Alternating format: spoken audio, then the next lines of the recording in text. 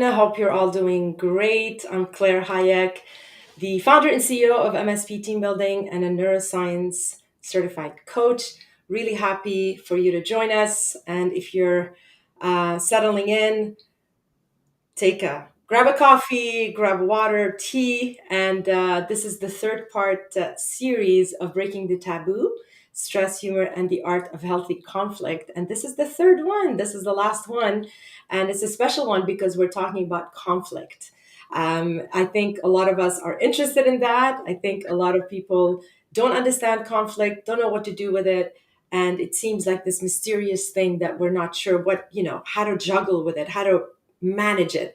And it's, anyways, we're gonna give you a lot of gold nuggets here today. I'm joined with Courtney Bickard, Vivian Hudson, and Jacinthe Laforte. And ladies, hello. Hello. How's everybody? Hey! Great. I'm great. Yeah. Awesome. So I'm going to ask you to quickly introduce yourself. We have 30 minutes and we have so much to talk about. Let's start with Jacinthe.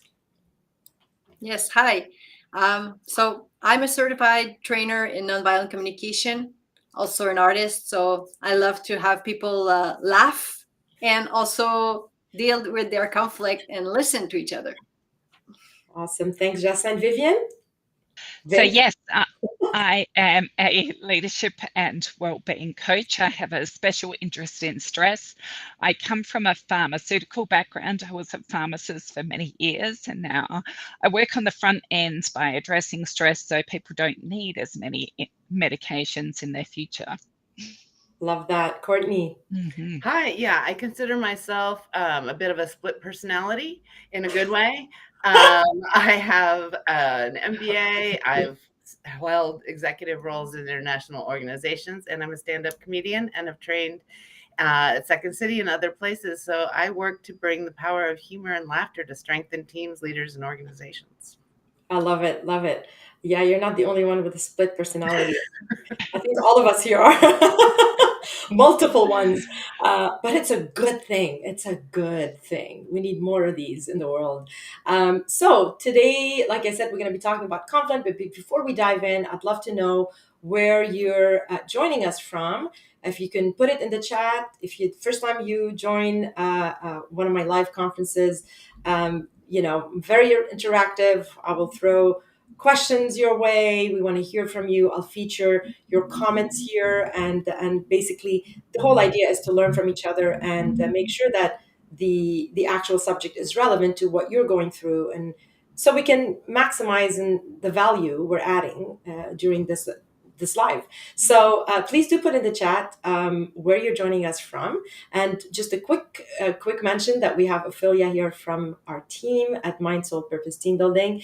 Ophelia will be basically sharing comments, sharing some statistics, and minding the chat. There you go. So without further ado, let's address the elephant in the room: conflict and what to do with it. Many of us, I guess growing up or just, right now, every day in our adult life, we're taught to avoid conflict, but in actual fact, I don't know about you, but avoiding it sometimes, actually most of the time, makes things worse. Actually makes things worse, not sometimes, always. Makes things worse. I think it's a timing thing, but I'm not a conflict expert, and I want to definitely hear it more from our guests here today. And I think what we want to achieve today is we want to help you reframe conflict as a tool for growth and collaboration, as opposed to this negative thing, right? So I'm going to start with Courtney, and I'm going to throw it back to Viv here and Jacinthe. I would love to know, in your work, have you seen healthy conflict lead to positive outcomes, reframing conflict in a positive way? Courtney, we'll start with you.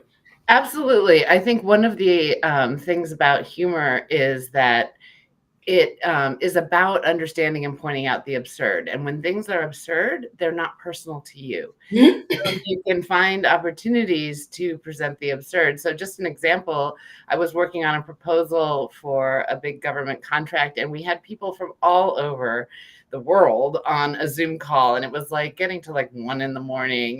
The computer was glitching up. People didn't agree on what the like indicator for this one session should be.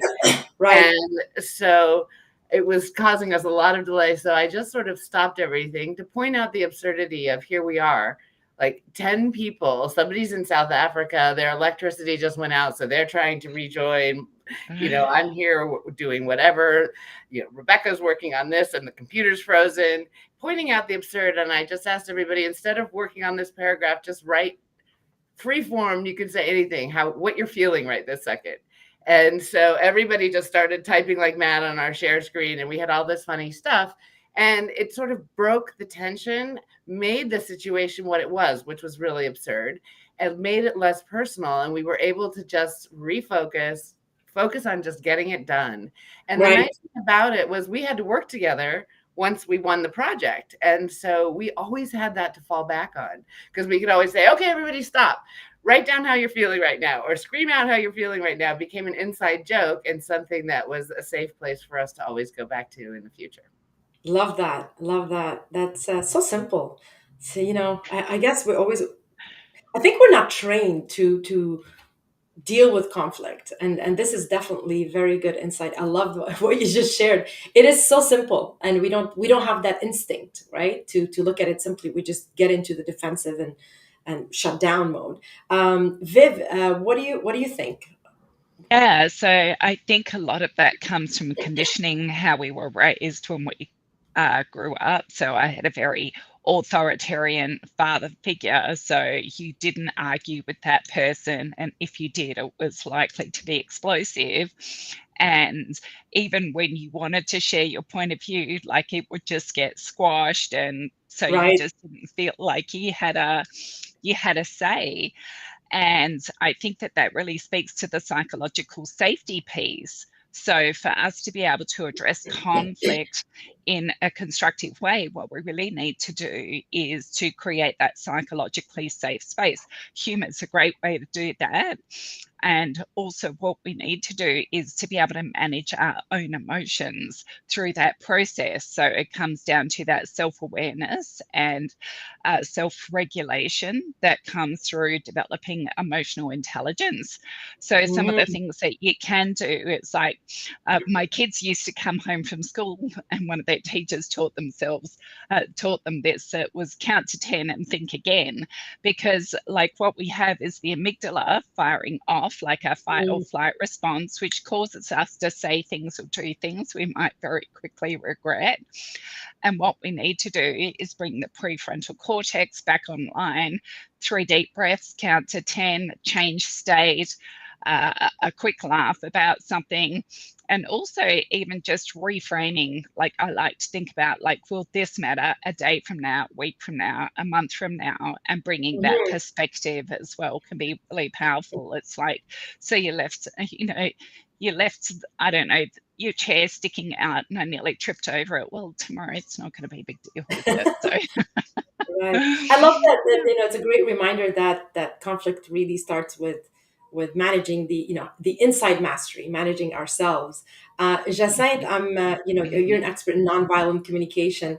Um, just tell us a bit more about how empathy plays a role in actually reframing conflict. Mm-hmm. Yeah, that's. I will just add to what my colleagues Courtney and Vivian just said, because this empathy thing, when you receive empathy, when someone understands what you're going through and kind of connects to you, your amygdala calms down. Mm, So if you have someone that is kind of agitated, or and you kind of go to, oh, what's going on for you? What's important for you in that situation? You give better chances that the calm may be there, and then they'll have access to their cortex. So that's where empathy is so important. And what nonviolent communication brings is this mindset that everybody is just doing their best to meet their needs. So when Right. you look at a situation like that, okay, guys, we're all doing our best to meet our needs and to do like, okay, whose needs, what are the needs of everybody here? Instead of who's wrong, who's right. It changes completely to just look at it with a benevolent look like that. Right, right. That's a great point. I can definitely agree with empathy, and sometimes is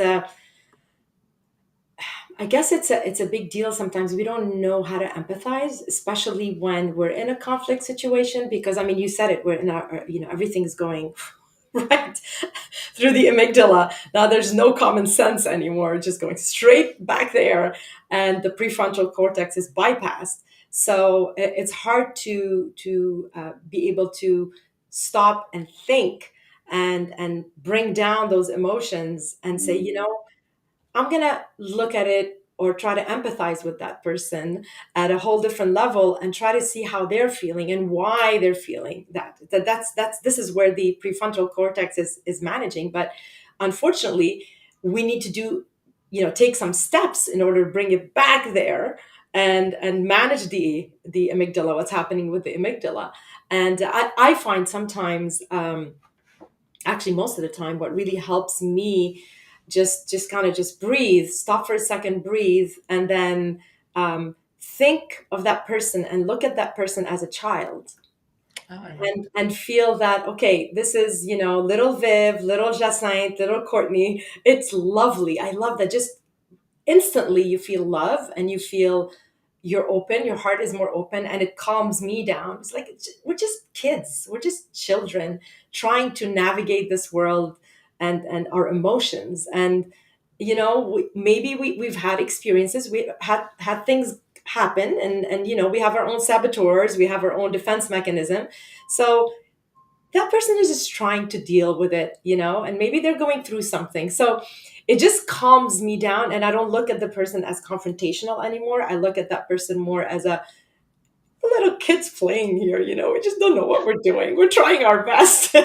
So it just breaks up. I think for me, it's more like a breakup from the amygdala, and get more into the prefrontal cortex and push it more on the right brain, right? And open up my heart. It's extremely hard to do that. Just like that. It's like, I'm just gonna love that person and they pissing me off. Like, I don't want to love you right now. I don't I don't You, like you. you may But need to receive empathy to be able to do that. Sorry to interrupt. You need an empathy because if you don't, your empathy barrel is empty, you won't be able to do that. You may need to receive it first. exactly. And I think this is, this the little tool of looking at that person with a different eye, helps see them differently and helps tap into the, let's empathize here, because it's hard to see the adult and the person like with a big, upset face and angry face looking at you, and you're going, yeah, yeah, you don't look very, I don't want to be empathetic right now. You're ready to, you know uh, uh, uh, to just attack me right now. I gotta defend myself. But when it just like you take away that power, look at them as a child. It's like, it's so cute. Oh my God. But again, it's not to belittle or anything like that. It's just changing my perception, and exactly what all of you said. It's like managing the self first, so you're able to deal with it after. But anyway, this is really really interesting. I'm just gonna put up a poll question here, for the people that joined us. Have you ever witnessed a conflict lead to a breakthrough or positive change? And please put it in the chat, yes or no. And I would like to highlight that we have Nikki here from Caledonia. Thanks, Nikki, for joining. And as I already mentioned, that we have our lovely Ophelia supporting us here during this live. So let's keep going. Again, like I always say, it flies by when you're having a good time and having interesting conversation with lovely people. Um, so we understand conflict a little bit more and what's going on, right? So let's talk about the how now. Okay. So we kind of talked a little bit about the how and how we could, deal with conflict. Is there any specific technique? I kind of shared mine, jumped into the next question just a second ago, but any specific technique that is generic that you could share with us, maybe Jacinthe, when it comes to dealing with conflict, or encourage, like maybe help leaders use it to encourage open and respectful conversation during conflicts? Let's be a bit more specific at the workplace kind of Mhm. situation. How can Yeah. we help leaders or give them a tool that you can use to open up the conversation during these conflicts, besides looking at other people as children and calming themselves down? What other tools can Absolutely. they use? Absolutely. Well, in nonviolent communication, we use a lot of translation. We start with the judgments that come in our head and we translate it. Because, Okay. like, let's say I'm in a conflict with a colleague, and what comes to my mind is, how stupid is she? That's what comes to mind. And Right. the boss may be having those thoughts in front of their employees, and they're like, how to communicate authentically when that's what you have in mind. So we translating the judgments to, okay, what are the facts, what happened, an observation of, Right. okay, well, I read this report, I had this phone call, I saw you say that. So you go to what a camera would have taken, and then you go to how the impact on you, like, I'm uncomfortable with that, i I feel angry, or I feel uncomfortable is a good word in the business world, because it's kind of light, but it says like, I'm not at ease. Right. Okay, I'm uncomfortable with that. And then you go to the needs, and in a business setting it can be just said as, what's important here, like, what's important here, like, oh, I'm uncomfortable when I heard you say that in the phone, because this is a very important client and I really value collaboration, Mm-hmm. want to offer respect and like warmth. So you go to what's important here, and then you make a request. And many times the request is sometimes something more relational, like, would you tell me how you feel about what I just told you, or Right. how do you see that? So observation, feelings, needs, or what is important, and a request. That can Okay. also be a concrete action to take, but before asking for action, asking for connection, asking for what has been understood will really pay more. Okay. Okay. This is great. Thank you so much, Jacen. Viv, any practical steps you want to share? Yeah, absolutely. So I think one of the things is like conversations or conflict can get out of hand, right? So I think if you have had dealings with a person and they're known for, let's call it explosive behavior, to preface at the top of the conversation, say, look, I want for us to come up with a collaborative solution. However, if you raise your voice, I will leave the conversation, or we're going to stop this conversation and come back to it. So creating some ground rules around Right. accepted behavior in the conversation is pretty helpful. And also having a look at a conversation, whether it went well or not. Let's do a post-mortem.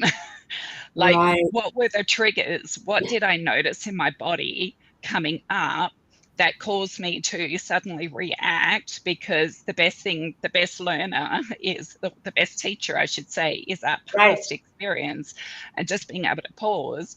And perhaps we did do some good things. Just acknowledge yourself or acknowledge the other person. Thank you for staying calm through this process as well. I've often said, like, some of the best ways that we can build relationships is through handling a difficult conversation well. It's like such a great avenue for personal growth, but it takes a bit of practice. Definitely. Definitely. Thanks, Viv. I love that. Courtney.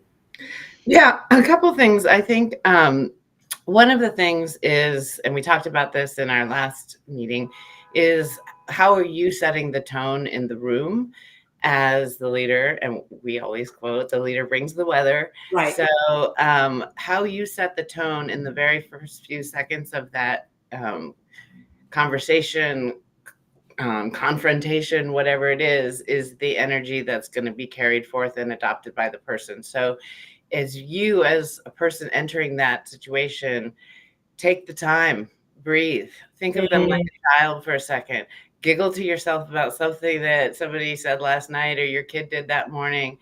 take your own temperature down a notch, and that's the energy you're going to bring into the conversation. And then Right. I also think there's an opportunity in those first introductions when you're sort of getting going on things. You can either sort of disarm it by being like, I've been so worried about this conversation or this thing that I left my coffee mug on my car as I Right. was Right. driving this morning. Like, then you're acknowledging, yeah, I'm worried about this, but in a funny way. Right. Or you can set the stage like, okay, I know we're facing something that people don't agree with on this, but let's, pretend like we're MacGyver. I don't know if you know MacGyver from the Yes. 80s I mean, TV. I do. And we're going to sit here together and we're going to try to make a solution out of a piece of string, a pair of glasses, a marker, and a shoe. And let's just get going. So just taking it to the absurd, taking it out of and into a new context and setting that stage from the very beginning is going to bring people to the table at a different spot. And I also wanted to just quickly point out that Nikki made a really good comment that I think we should address. Yeah, I was gonna jump into the chat Yeah. actually now. Well, let's do that. And I did just put a poll question here. What's your biggest challenge when it comes to managing conflict, understanding emotions, staying calm, or finding the right words? Please do put it in the chat. We're just gonna go over the chat here, and just kind of read. I mean, I'll let you read it if you want, Courtney. Um, yes, Yeah. if you have people who are open to other perspectives, is that the one? No, it's I love empathy is not common in my Right. industry. So this was just to remind everyone here that is might be listening to this. The question was: have you ever witnessed a conflict lead to a breakthrough or positive change? We have Murad Rogers said yes. Ophelia said yeah, of course. And then Nikki had a couple of comments, and I'm going to put it here right on the screen. Empathy is not common in my industry, and I've been told I'm too empathetic at times. It's frustrating when you try to make headway with rough situations and there is no common ground because you are the only one trying. So, Courtney, I know you wanted to talk about this. Go ahead. Yeah, no, it is a tricky one, and it is certainly an incredibly frustrating situation. So again, I'm trying to think of any way you can pull the conversation maybe out of trying to like, why don't you guys want to address this? Or, I'm trying to listen, but maybe shift it to if you can somehow reframe what you're trying to discuss about, like maybe it's just like, okay, guys, instead of this, why don't we talk about what do you see as the future for the company in general or our division? Right, What do we want to accomplish? Just maybe taking it out of the thing at hand and getting people thinking about something else. It's a right. it's a hard one though, and I'm sure it's incredibly frustrating. Yeah, for sure. I mean, it is. You can have all the good intentions, right? But if people are not reciprocating, this is why, it's important to bring in expert at the workplace and have these training sessions and, help people deal with these things because we're not naturally or all trained to do that. Again, I always say this. We don't learn this in school. It's the life school, right? The life university that teaches that. Right. And how we learn it is by facing these I guess challenges, whether it's dealing with people or on a personal level or at the workplace. So it's always good to bring in somebody, an expert, and help you navigate through that because it's not an obvious thing. So again, please do put it in the chat. What's your biggest challenge when it comes to managing conflict? Understanding emotions. B, staying calm. C, finding the right words. And while you're doing that, we're going to jump in to the last segment. We have about 5 minutes left here. And so here's the thing. Let's talk about how leaders, business owners, people in general, how can we build a culture where healthy conflict is actually embraced and not feared? This is not an obvious thing because, again, it depends on all of us. But we can encourage it and build that culture so people are encouraged to embrace or have a conflict resilient culture. But there's things we need to do. It just doesn't come alone. We can hope all we want and dream about it, but that's not going to do anything. So Jacinthe, Can you give us a couple of maybe pointers or tips on how we can build that culture, that healthy conflict culture? Absolutely. I think for me, there's, I mean, many things to say, but one thing is to build a culture of listening. That would be the first thing I would suggest, because there would be more listening and there would be less conflict Hmm. from the start. So that's one. And maybe the other thing is to kind of change the way we look at conflict, because there are sometimes sunny skies and there's thunderstorms and there's rain, and it's like the weather in a team, all gonna happen. So it's all gonna happen. So to kind of talk about what do we do when it happens, Right, it needs to be said and chosen as a group how we do that. right, right. Thank you, Jacinthe. Makes total sense. Viv? Yeah, I want to just say quickly also, if there's a complete absence of conflict too, that could be a red flag as well.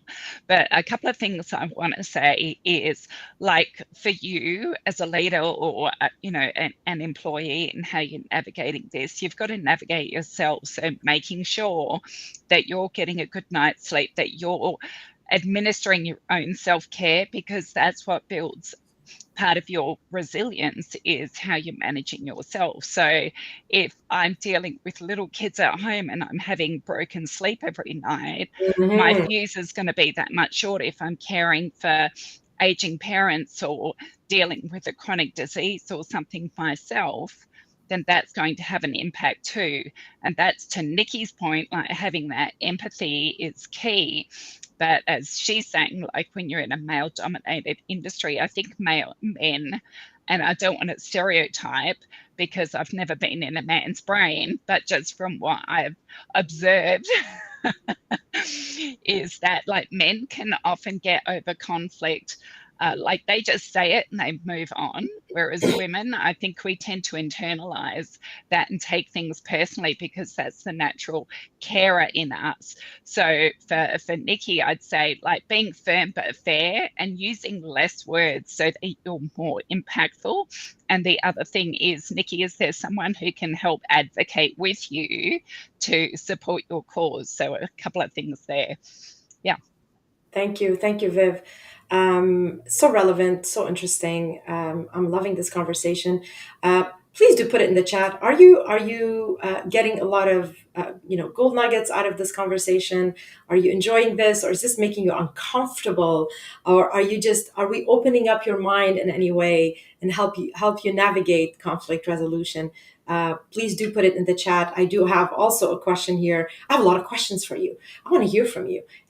This is a conversation. So do you think your team is prepared to handle healthy conflict, yes or no? And again, do put it in the chat. We want to know, how are you enjoying this conversation? Is this making you uncomfortable, or on the contrary, this is just demystifying the whole conflict thing and giving you the tools you need to start practicing it, right? Start moving forward. Courtney, what's your take on building healthy cultures? What we could do, healthy conflict cultures? Yeah. So since I'm the humor ambassador here, I'll Yes, please tell us. just Please. beat the drum a little more. But I was just reading a really interesting study about humor and organizational culture. And actually, if you're trying to change a culture, humor is actually one way to do so very quickly, because actually, literally, laughter is contagious. Hmm. And this study found that that laughter, that contagion, carries over into the culture of the organization. So by leading through some humor and laughter, and that's going to catch on.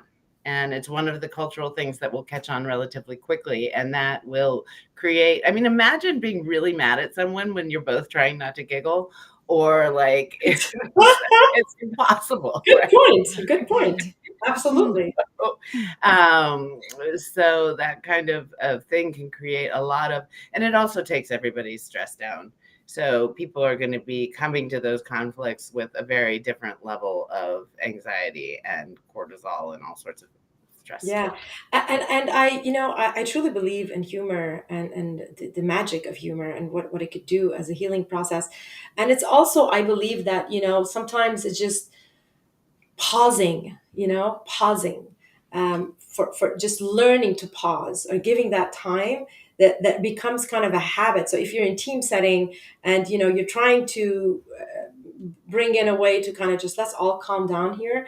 And especially for a leader, if the leader is upset and not, not self-aware, or self-aware and just not able to stop his or her anger, just to voice it. It's like, I'm so angry right now, I don't think I should be talking, and I'm really upset at you, and I think, what I just give me can you just give me 2 minutes? I really need to just calm down, because right now I'm not thinking. And when you explain this, and when you're all speaking the language, I'm going to bring in the neuroscience aspect of things. If you give the neuroscience language to your team, or give them whatever tool you bring, whether it's humor, whether it's how to manage your stress, or you got to give them those tools. Because then when you do say, my amygdala's firing firing away here, and firing up, I need to calm it down, they don't go, huh, what, amig what? Then you're like, oh, right, yes, oh, okay. It just rationalizes it, and it takes that emotion a little bit out of it, and you're like, I need my prefrontal cortex to think here, and just, analyze it. Just give me 2 minutes, I gotta just calm myself down. It's biological, it's in the body. So it brings it back to, it's simple, it's just little steps. I need to calm down, and then we can talk about this, and then I can maybe understand what you're trying to tell me, as opposed to you're telling me your point of view, and I'm going, I don't hear anything right now, I just want to rip their head off. So, and anyway, I think for me, it helps me personally. I need to calm down when I'm in my emotion. I just need to breathe. And hopefully this helps you. I think we had great tips here from Jassen, Viv, and Courtney. I think with all these tips, you're good to go. Tell us if you agree in the chat. Hopefully we added a lot of value and gave you a lot of tips here. And I'm gonna just put up some of the comments here. We have Nikki comment on, do you think your team is prepared to handle healthy conflict? She mentions, I was recently laid off and currently looking for a new position, but everything I learned in your podcast, I will take with me to my new role. This is wonderful, Nikki. I'm so happy that, we're adding value during these lives, and that's the whole point. And Ophelia, I will also put this up here. Sometimes I really need to do step back, but those are great tools to remind myself and others. Thank you so much for sharing this in the chat. And Nikki, I wish you all the best, and please do come back. We love you. And I always say that things happen, and there's a lot of uncertainty. We talked about this actually, Courtney and I, during the last one. There's a lot of uncertainty, and we're not really trained to manage and navigate uncertainty. And and just building resilience. And I truly wish from the bottom of my heart that you find the perfect thing that you're looking for right now, and look back at this with a different perception and say, I was laid off, and that was the best thing that ever happened to me, because now I'm on the right path. I really truly hope that you get what you want. And so on that note, I wanted to actually share that next Wednesday, same time, I'm going to be talking about the imposter syndrome, and why we think we're not worthy, and how the imposter syndrome is holding you back. So do please join in, and I have the QR code here on the screen. Do scan it, and if you're just listening to this, head on to LinkedIn or our social media, my social media, and make sure you RSVP. It's going to be a very interesting one, because, ladies, let me ask you quickly: we all have the imposter syndrome. Am I wrong? Well, I have heard people say, and I agree with this to some context, but if you don't have some level of imposter syndrome, then maybe not trying hard enough because it means you're too much in your comfort zone. So we always have Love to be it. a little bit uncomfortable to keep growing. So if you Yeah, don't feel that little bit like fish out of water, then right. it's time to like stretch yourself. Exactly, and I think it's just a natural thing. But when it's actually controlling your actions and stopping you from stepping into your power, this is Mm, where the problem begins, and it could really escalate. And this is what we're going to be talking about. So definitely an interesting subject. I'm really looking forward to it. And before we go, I would like to put up another link here about we have a workshop about resilience and how to lead with certainty in these uncertain times. We're leveraging leadership, neuroscience, and engaging strategies. Please do scan it if you want to know more about it. And we'll leave you with that. Thank you so much, ladies, for joining me on this adventure, 3-part adventure. The time flew by. We're already in March. I mean, what mm. happened? What happened to the time? But thanks again for being my partners in this 3-part series. And I surely hope that we'll be in touch and that, we'll have you live another time. If you want Courtney, Jacinthe, and Viv back, do write us and we'll definitely come up with a subject that they could add value to. These ladies are incredible and I'm blessed to have you. Thank you so much, Jacinthe, Viv, and Courtney. Thanks, Thank Claire. you, It's Thank good Claire. you. with all of you. Thank Yeah. you. Thank Thank you you. all. Bye, everyone.